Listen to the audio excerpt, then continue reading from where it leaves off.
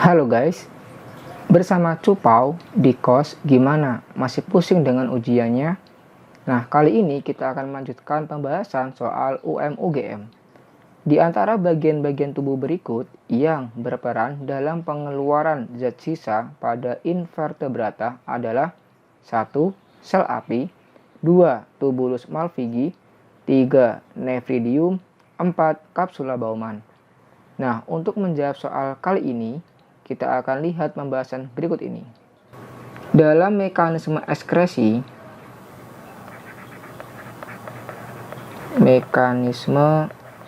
ekskresi pada hewan itu dapat dilakukan dengan 3 cara.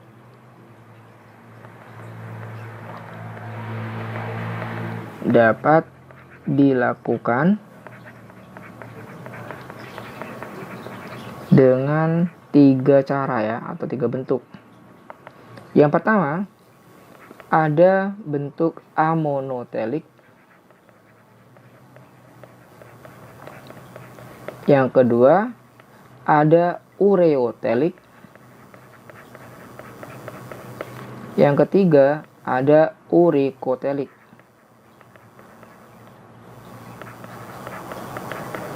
Nah, pada bentuk yang pertama yaitu amonotelik, ini adalah bentuk yang mengeluarkan amonia ya.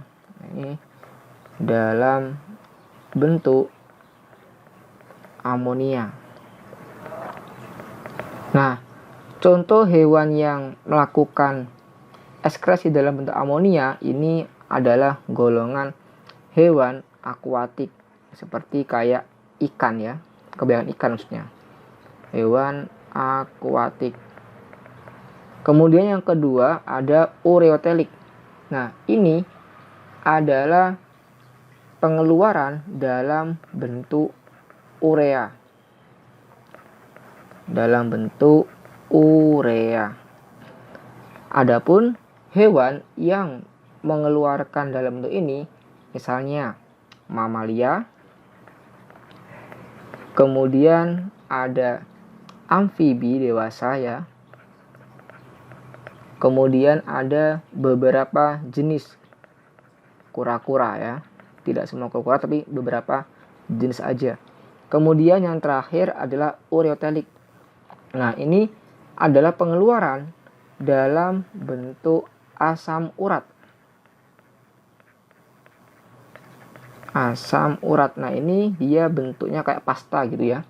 Nah, ini contoh hewan yang mengeluarkan dalam bentuk urikotelik atau asam urat. Ini contohnya adalah insekta. Kemudian ada burung dan beberapa reptil ya. Nah, berdasarkan tingkat toksisitasnya, pada bentuk amonia ini yang paling toksin ya, atau yang paling beracun ya. Nah, sehingga ketika nanti dia itu larut dalam air, itu akan langsung hilang dan berubah menjadi NH4 seperti itu. Ataupun sebaliknya, NH4 akan dipecah ya menjadi NH3 seperti itu. Kalau urea ini toksisitasnya lebih rendah dibandingkan dengan amonia seperti itu. Dan yang paling rendah adalah tentunya asam urat.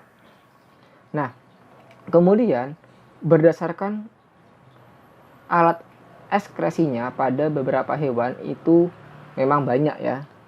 Contoh yang pertama tadi seperti yang ada di soal, yaitu ada flame cell ya, atau sel api. Ini bentuk alat ekskresi pada hewan. Nah, tadi pada soal ya, itu ada flame cell. Nah, untuk flame cell atau yang disebut dengan sel api ini merupakan alat ekskresi yang dapat kita ketahui pada hewan planaria. Kemudian selain planaria juga ada pada Fasciola hepatica ya, atau cacing hati. Nah, di mana pada sel api ini atau flam sel ini merupakan kumpulan dari banyak silia ya, atau rambut getar. Nah, silia atau rambut getar ini dia terdapat di mana? Terdapat di dalam rongga interseluler cacing ya. Di dalam rongga interseluler cacing atau tubuh cacing ya. Tubuh cacing. Nah, berikut adalah gambarannya. Nah, ini adalah bentuk gambaran dari flam cell yang diambil dari hewan planaria atau cacing pipih ini ya. Kalau kita lihat pada pembesarannya, nah, di situ terdapat bagian yang dinamakan dengan nukleus ya. Di sini adalah bagian nukleusnya. Kemudian ini adalah bagian silianya ya. Dan kalau kita lihat juga pada bagian sini ada tubulusnya. Nah, nanti di sini dia akan mengarah pada bagian tubulus ya, di bagian sini. Dan nantinya di bagian sini ada yang namanya nephridiophore ya. Nephridiophore. Nah, bagaimana untuk mekanismenya? Jadi, untuk mekanismenya seperti ini. Nantinya, akibat adanya gerakan pada bagian silia ya, sini, maka nanti cairan tubuh akan masuk melalui celah sel api. Nah, cairan tubuh akan masuk melalui celah sel api. Kemudian cairan tubuh yang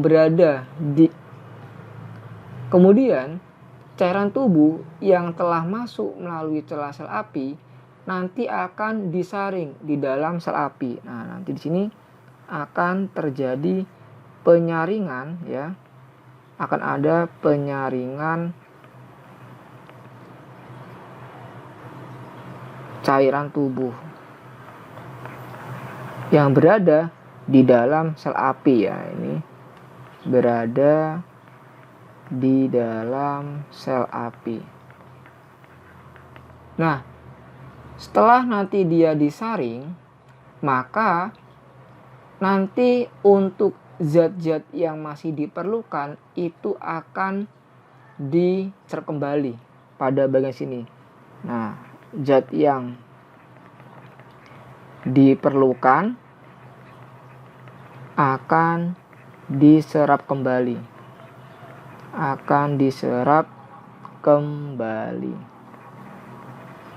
Nah, sedangkan untuk untuk yang tidak diperlukan itu akan dialirkan menuju ke bagian saluran gabungan. Nah, nanti yang tidak diperlukan akan dialirkan ya menuju ke saluran gabungan.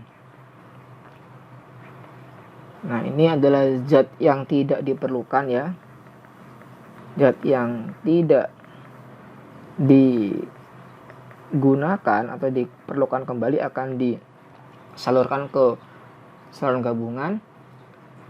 Nah, melalui saluran inilah nantinya zat sisa akan dibuang keluar melalui lubang ekskresi. Jadi dari sini akan dibuang melalui lubang ekskresi yang disebut dengan nephridiophore. Nah, berikutnya kita akan lihat pada bentuk tubulus Malpighi.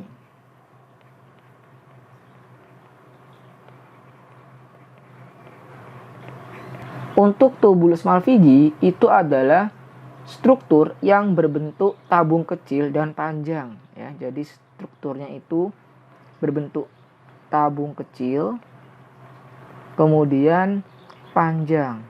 Nah, yang dimana kalau kita lihat jumlahnya jumlahnya itu berkisar dari 2 sampai beberapa ratus ya. Sampai beberapa ratus Malpighi. Kemudian pada bagian tubulus Malpighi ini dia dapat kita temukan di mana ini dia ditemukan pada bagian daerah posterior serangga.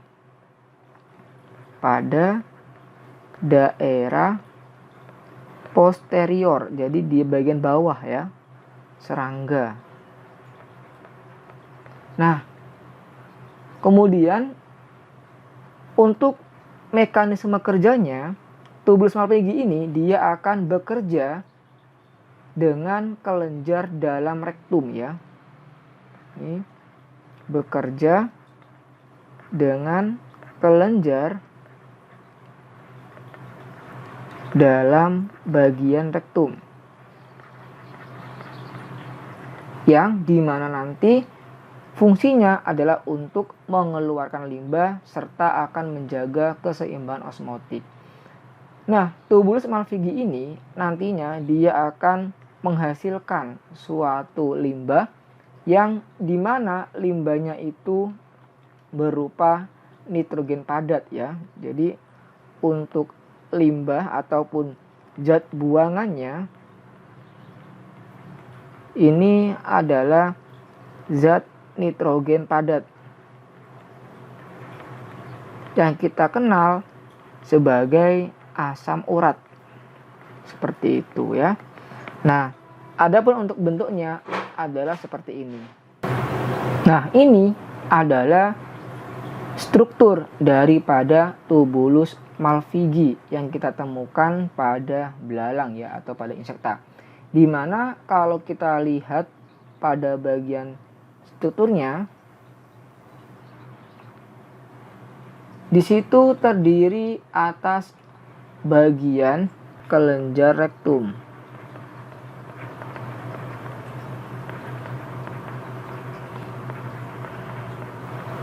Kemudian ada juga bagian intestin atau usus. Kemudian barulah di sini itu berupa tubulus Malpighi.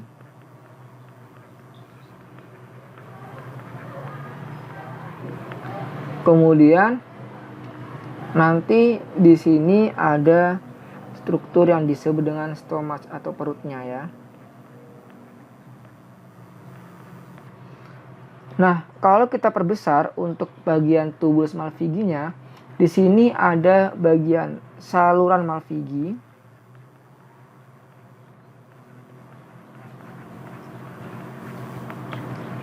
Kemudian ini adalah bagian rektumnya.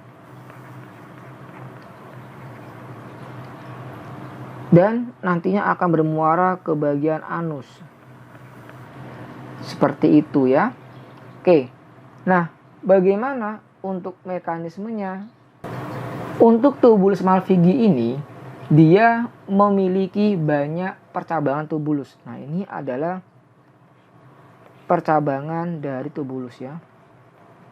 Percabangan tubulus. Yang letaknya yang dimana dengan adanya banyaknya percabangan tubulus ini akan meningkatkan luas permukaan dalam penyerapan hemolimfa ya. Ini akan meningkatkan luas permukaan dalam penyerapan hemolimfa. Ngeja, dia bukan darah tapi dia adalah cairan darah yang bercampur dengan cairan interstisial. Nah, jadi hemolimfa itu campuran darah dengan cairan rongga tubuh seperti itu. Nah, di mana nanti pada bagian di sepanjang saluran Malpighi ini, kalau kita lihat ini ya, itu tersusun atas atau dilapisi oleh mikrofili ya. Jadi ini dia dilapisi oleh mikrofili. Di mana adanya mikrofili inilah nanti yang akan berfungsi dalam mereabsorpsi dan memelihara keseimbangan osmotik. Jadi adanya mikrofili ini ketika nanti dia itu berkontraksi atau bergerak gitu ya, maka ini akan menjaga atau memelihara keseimbangan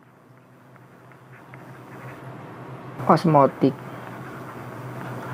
Nah, pergerakan daripada mikrofilia ini tentunya itu dia disokong oleh apa? Disokong atau didukung oleh adanya aktin. Jadi ini dia adanya kandungan aktin pada bagian mikrofili sehingga dia bisa bergerak-gerak untuk mendorong cairan hemolimfa seperti itu. Nah, berikutnya nantinya ketika dia sudah dilakukan proses reabsorpsi, selanjutnya nanti ion akan diangkut melalui pompa aktif. Jadi ion yang ada di bagian sini ya, ion akan diangkut melalui mekanisme pompa aktif. Berarti dia memerlukan banyak ATP ya. Nah, kemudian nanti untuk limbahnya akan ditarik ke tubulus ya. Sedangkan untuk limbah akan ditarik ke bagian tubulus atau ke bagian saluran Malpighi. Nah, kenapa demikian? Karena ini adanya perubahan dari tekanan osmotik ya. Tekanan osmotik. Nah, jadi nanti untuk airnya itu akan ditarik ke bagian sini, air. Nah, sedangkan untuk limbahnya itu akan menuju ke bagian sini, seperti itu. Nah, selanjutnya limbah ini nantinya akan diendapkan. Nah, di sini nanti dia akan diendapkan sampai berbentuk seperti pasta ya. Nah, inilah yang kita namakan dengan asam urat. Setelah dia udah berbentuk pasta, maka berikutnya limbah ini akan diarahkan menuju ke bagian rektum atau kelenjar dalam rektum. Nah, baru setelah itu dari kelenjar dalam rektum, maka limbah ini akan dikeluarkan dari tubuh melalui anus. Nah, ini adalah mekanisme untuk sistem ekskresi pada serangga dengan menggunakan alat ekskresi berupa tubulus Malpighi. Nah, berikutnya kita akan lihat untuk yang ketiga, yaitu apa tadi? Yaitu nephridium atau nephridiophore. Nah, yang ketiga itu ada nephridium. Nephridium adalah alat ekskresi yang dapat kita temukan pada cacing tanah ya, atau kebanyakan dari cacing Annelida, yaitu cacing cincin ya, seperti itu. Nah, nephridia ini atau nephridium ini dia terdapat pada tiap segmen ya. Terdapat pada tiap segmen dari tubuh si Annelida, kecuali pada segmen pertama dan terakhir ya. Kecuali pada segmen pertama dan terakhir dari tubuhnya itu tidak ada yang namanya nephridium. Nah, pada nefridia ini nantinya akan dilengkapi corong ya. Nah, sekarang kita akan lihat dulu untuk struktur dari gambarannya. Nah, ini adalah struktur dari gambaran dari nefridium yang kita ambil pada cermin tanah ya. Kalau kita lihat bagian-bagiannya, di situ ada bagian rongga tubuh ya atau selom. Nah, ini adalah bagian rongga tubuhnya. Kemudian ada bagian jaringan darah atau jaringan kapilernya di sini. Kemudian kita juga bisa melihat ada struktur dari kandung kemihnya ya atau bladder yang ada di sini. Kandung kemih atau bladder. Kemudian ada bagian tubulus collectivus ya. Ini atau tubulus pengumpul. Kemudian ada bagian nephridiophore. Nah, ini. Dan di sini juga ada struktur bagian metanephridia ya. Metanephridia. Serta nanti ini akan bermuara ke bagian nefrostoma ya.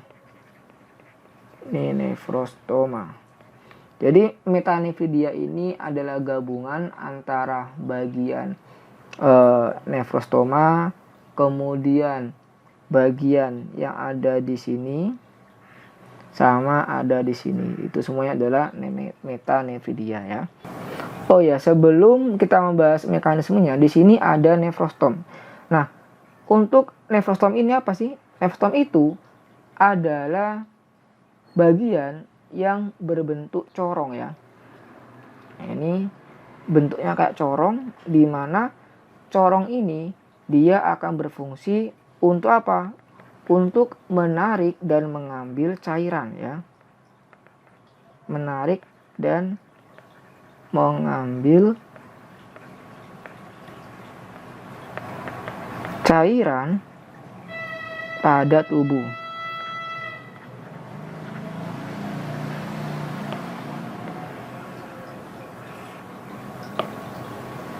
Ya, corong ini berfungsi apa? Untuk menarik dan mengambil cairan tubuh ya. Untuk mekanismenya, cairan tubuh akan diserap masuk oleh bagian nefrostom yang difasilitasi oleh gerakan silia yang ada di bagian nefrostom. Berikutnya, cairan tubuh ini nanti dia akan mengalir ya, akan mengalir di sepanjang tubulus nefritik ya. Nanti cairan akan mengalir di sepanjang tubulus nefritik atau cabang dari nefrostom.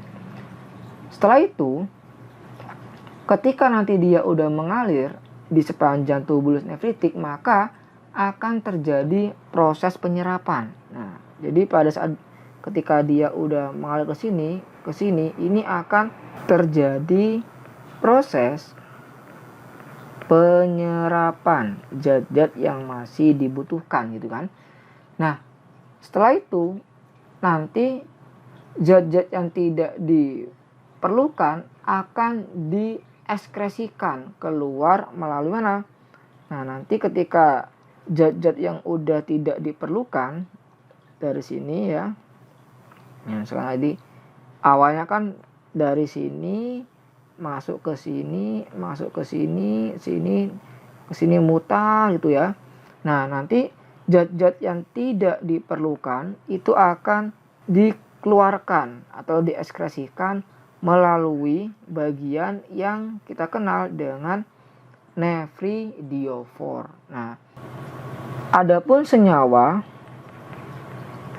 yang akan dibuang berupa apa aja? Berupa air, kemudian senyawa nitrogen, dan garam-garam mineral yang sudah tidak diperlukan oleh tubuh bagi cacing tersebut. Kemudian yang terakhir di situ ada kapsula Bowman ya. Kapsula Bowman. Nah, kapsula Bowman ini adalah apa? Jadi kapsula Bowman ini adalah bentuk alat ekskresi yang ditemukan pada beberapa atau kebanyakan mamalia ya. Ditemukan pada kebanyakan vertebrata. Malah hampir semua ya untuk di sini. Di mana kapsula Bowman ini dia itu akan membuang limbah nitrogen dalam bentuk apa? Dalam bentuk urin. Seperti itu. Nah, berikut adalah gambarannya. Nah, mana yang bagian kapsula Bowman? Nah, yang bagian kapsula Bowman adalah yang ini ya. Nah, ini adalah bagian kapsula Bowman yang akan menyelimuti bagian glomerulus. Pada apa? Pada struktur nefron atau yang kita kenal sebagai unit struktural terkecil dari ginjal. Nah, kapsula Bowman bersama glomerulus ini nantinya itu akan membentuk struktur yang disebut dengan badan Malpighi ya. Badan Malpighi, di mana kapsula Bowman ini nanti itu akan melewatkan atau akan membuang urin primer yang notabene masih memiliki kandungan glukosa, kemudian asam amino, dan beberapa garam mineral lainnya yang nantinya akan dilakukan proses reabsorpsi di bagian tubulus contortus proximal. Dan kemudian nanti akan mengarah ke bagian lengkung Henle, kemudian ke tubulus contortus distal, dan terakhir tubulus collectivus. Nah, itu adalah mekanisme ekskresi pada vertebrata. Oke, kita kembali ke soal.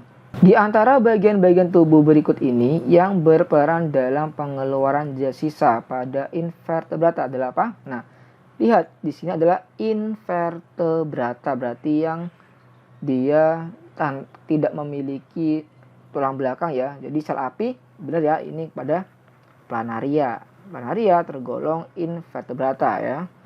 Kemudian satu benar maka tiga benar. Nephridium. Nah, nephridium ini kita bisa lihat pada cacing tanah ya. Nah, cacing tanah ini kelompok Annelida juga masih pada invertebrata. Kemudian kedua, tubulus Malpighi. Nah, tubulus Malpighi ini dapat kita temukan pada serangga ya. Yaitu contohnya dia belalang gitu ya. Berarti ini juga masih tergolong kelompoknya dari invertebrata. Yang terakhir, kapsula Bowman. Nah, kalau kapsula Bowman ini dapat kita temukan pada hewan vertebrata ya. Contohnya apa? Contohnya kayak mamalia, kemudian burung dan sebagainya ya. Oke, itu. Berarti untuk kapsula Bowman ini tidak termasuk ya. Maka jawabannya 1, 2, 3 yaitu yang alfa. Oke, ngono wayo, tarik ulur, semangat.